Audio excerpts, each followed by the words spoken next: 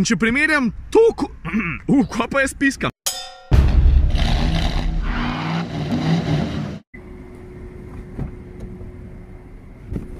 A kjer avto je? Ja ta, ne? Kaj že? Ta nova Toyota Corolla. Ta huda! Najdem en plc, pa se razgovorim o točno tem avtu. Lahko naprej povem, da mi je kar všeč. Ampak imam pa tudi kakšen pomislek.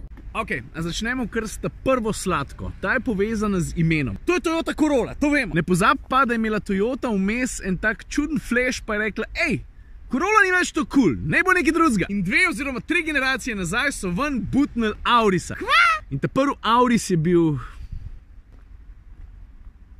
pozabljiv. Naslednji je bil že malo boljši, malo več so probali emocije vplesti, ampak pa se pa en genij pri Toyoti spomnil pa je rekel, ej, če že delamo čist nekaj novega, svežega, drugačnega, kaj če bi se vrnili k starim imenu? Auris, kaj da ga ni več, vrnila se je pa Corolla. To mi deli! V bistvu sem hotel sam povedati, da sem vesel, da je Corolla spet Corolla. Gremo naprej. Druga sladka, kaj misliš, da je eno? Daj ga malo poglej. A bi lahko bila oblika?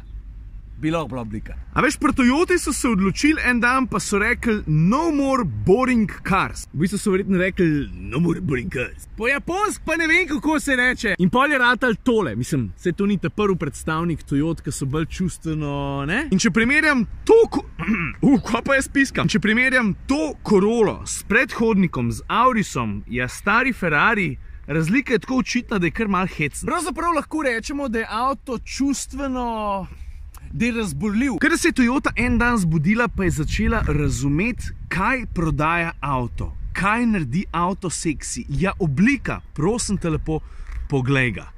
In skoraj s kjerga kota jo pogledaš, tudi z tega malo višji. Come on. Kva se bo šele zgodil, če bodo Toyota ven butnila kakšno opasno GRMN verzijo. In ta oblikovna dinamika zlepa ne pojenja. Od res šarf sprednjega dela prek platišč, pa pol tudi bokov vse do guze. Poglej, kako se tukaj karoserija lepo dvigne. Dvobarvna karoserija tudi naredi svoje, priznam, pa tudi zadek je, kako ne rečem, no, oranž športen. In temu avtu, veš kaj, celo ne zameram fake izpuhov. Tretja sladka je pa kabina. A veš, glede na to, da se avto že od zunaj dere, da je vozniški izdelek, je pol je prav, da bi bil položaj za volanom dober.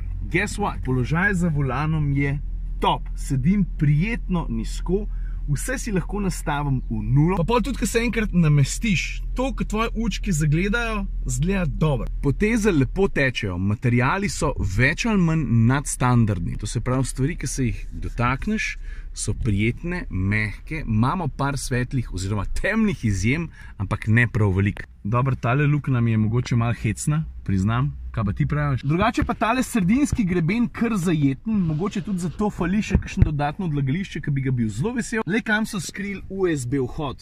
Kar nekam na random so ga postavili samo noter, vidiš? Vse nič narobe, da je tukaj, vse lepo dosegljiv vozniku in sovozniku. Ampak, ko pa greš gledati to kabino in ko ga enkrat najdeš, rečeš, čak malo, da so oni vse naredili, pa so se pa spomnili, ej, USB vhod, fuck, pozabili smo ga, dajmo ga nekam. Zdaj pa, ko bo to tudi družinski avto, pojmo še v drugo vrsto, to je dosti pomemben. Prva stvar, ki jo opaziš, ko greš v drugo vrsto, je, da se vrata ne odprejo toliko, bi se lahko. Mislim, fajn bi bilo, da bi bil ta kot še malo večji. S prostorom je tako, no, na pretek ga ni, premal pa tudi ne, da bi pa rekel, wow, to pa ne. Drugače pa, če pa že govorimo o prostoru, ne pozab, da ta avto pride v 3 karoserijskih izvedenkah, kombi limuzina, limuzina pa karavan. Limuzina pa karavan, mimogrede, sta od tega avta daljša za švoh 30 centi, mislim, da je ta prava številka 28. In to med drugim pomeni tudi dosti večji kufer, tega je za koliko?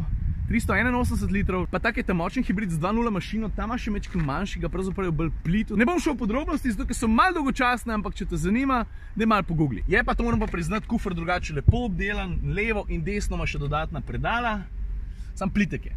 To je pa res. In Corollo dejansko pa še tudi položiti. Podvozje je zelo dobro nastavljen, avto je tudi lahek in predvsem v ovinkih natančen. In na tak blago športen način bo znala zadovoljiti tudi bolj zahtevne voznike. Imam pa recimo tudi eno pripombo, še boljša bi bila v zavojih, če bi bil volan še malo bolj natančen. Manjka enega feelinga. To sam pomeni, da Toyota brez skrbi pušča luft. Pušča luft? Kva? Ja, če bojo slučajno ven vrgli še kakšno Corollo z GRMN napisom. Ok, zdaj pa 3 kisle pred zadnjo sladko. Mogoče se bo hecno slišal, ampak sprednja vrata so razmeroma težka. Predvsem pa to pride do izraza takrat, ko je treba kufer zapreti. Jaz v tem segmentu še nisem srečal avta, pri katerem bi se mogel toliko potruditi, da zapreš kufer. Druga kisla v drugi vrsti. To je sodoben avtomobil. Sodoben avtomobil bi moral imeti v drugi vrsti vsaj en, če ne dva USB vhoda. To je družinski avto. Tudi mulci bojo nucali malo štroma. Če pa to stvar kakšne dodatne opreme, Toyota, prosim, popravite me. Če sem se zmotil, pa... Pardon. Tretja kisla je povezana pa s tem predalom pod naslonom za roko. Ne mot me toliko, da je razmeroma skromen po prostornini. Mot me pa to, da pošlatam, če je še kar noter neki zagrabom, kaj je tak mehen tepih. Lega. In to je vse, kar tvoje roke ločuje od 4 velikih šrafov. Se mi zdi, da se to za ta avto ne spodobi. Saj nič narobe, da se da podn dvigniti, pa se ga konec koncev lažje očist. Ampak lahko bi bila to ena taka malo bolj... Nekaj malo bolj, no? Ok, zdaj pa ta zadnja sladka. Jaz bi rekel, da je to pogonski sklop. To sem po mojem že neparkrat omenil. Če ti izbereš Corollo, pa če hočeš, da je hibridna, lahko izbereš med dvema bencinskima motorjama, 1,8 pa 2.0. Ta je 2.0. Pravzaprav je ta avto en tak hibridni športnik.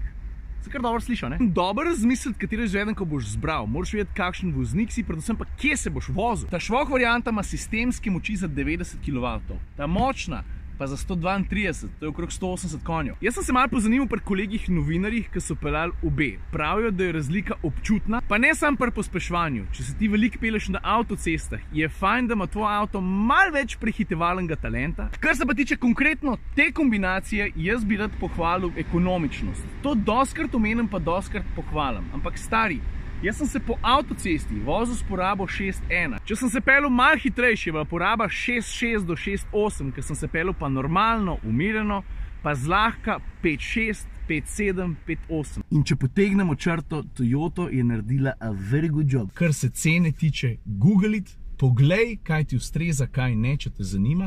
Ali boš mogoče čist zadovoljen, tako kot mi je 2 dni nazaj nekdo pisal, tudi skromnejšo izvedenko, pa mi je pisal, da se vozi 4.4 porabo. In jaz sem vesel, da se Toyota z ostalimi modeli, predvsem pa s Corollo, vrača na pota, kjer bi morala biti že nekaj časa nazaj. Predvsem pa, da jim je ratal v ta segment s tem avtomobilom, ki ima bolj shady preteklost, kar se tiče emocij, nazaj prinesti razborljivost čustva. To, lepo se mej. Ajde.